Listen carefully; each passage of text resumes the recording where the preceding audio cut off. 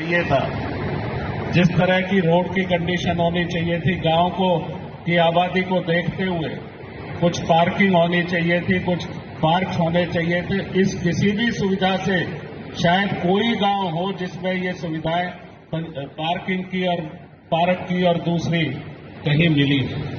तो भाई भेदभाव तो निगम और सारी एजेंसियां भी कर रही है गांव के साथ। हमारा ये मानना है कि गांव चाहे वो शहरीकृत हो चाहे देहात का गांव हो, गांव पे हाउस टैक्स नहीं लगना चाहिए। आपकी जो मांग है हाउस टैक्स, पहले 200 गज की बात थी, हम तो कहते हैं भाई रहने का हिस्सा चाहे 200 गज का हो चाहे 500 गज का हो, उस पर किसी तरह का हाउस टैक्स नहीं होना। कन्वर्जन चार्ज, आप किस चीज का कन्वर्जन चार्ज कॉर्पोरेशन इकट्ठा करती? कई निगम पार्षद साथियों ने भी यहां बात की, कोई राजनीतिक दल की बात नहीं है, गांव की बात है। किस तरह का कन्वर्जन चार्ज आप लेते हो, किस लिए लेते हो भाई?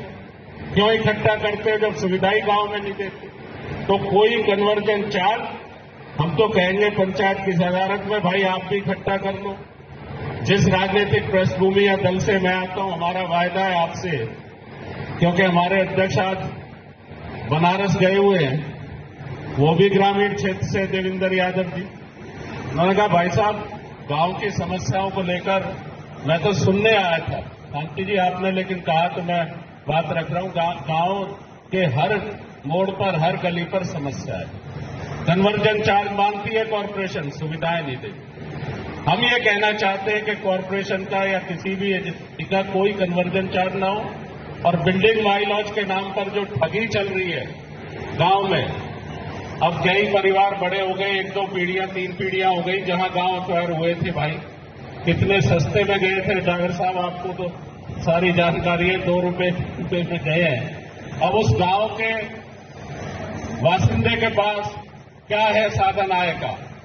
वही किराया था पहले, थोड़े बहुत लाखों में था, अब वो 2-3 जगह बढ़ जाता, कहना पड़ता भाई देख ले छोरे, देखना है तो इसके इतना किराया है। लेकिन सच ये है कि वो किराया 3-3, 4-4 जगह बढ़ चुका है।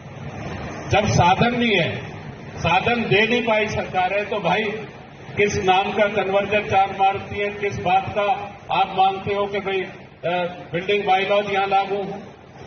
और हमारा ये कहना है कि जो कॉर्पोरेशन ने पहले नॉर्म से तय किए थे, 11 किलोवाट में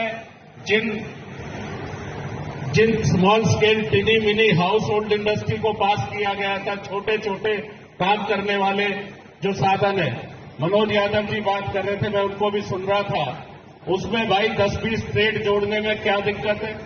अगर गांव की कोई किसी का किराया बढ़ जाएगा, किसी को साधन मिल जाएगा रोजगार का, अगर वो ट्रेड आप बढ़ा देंगे 10-15 ट्रेड, तो उसमें क्या दिक्कत आ जाएगी किसी सरकार को, किसी निगम, किसी दूसरी एजेंसी को? तो हमारा ये कहना है कि बिल्कुल निश्चित तौर पर उनमें ट्रेड भी बढ़नी चाहिए, उसमें मौका देना चाहिए कि भाई कम से कम शहरीकृत गांव और गांव के लोग अपना रोजगार वहां तलाश कर सके, उनका कोई आमदनी का जरिया बढ़ सके। इसके लिए हमें इस महापंचायत में मांग की रखी। और जहां तक देहात में विशेषकर मुआवजे की बात है, शायद बहुत पहले 2000 जब हमारी सरकार शीला दीक्षित वाली थी, जब बढ़े थे, क्या चॉइस साहब?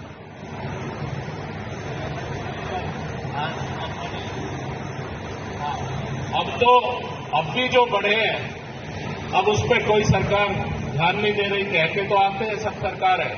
तो मेरा मानना है कि ग्रामीण क्षेत्र में ये मुआवजा बढ़ना चाहिए, जहां छोटी छोटी कमर्शियल जगह दिल्ली में करोड़ों करोड़ रुपए की हो गई, तो भैया एकड़ पे 10-5 करोड़ तो दोगे, कुछ ना कुछ आप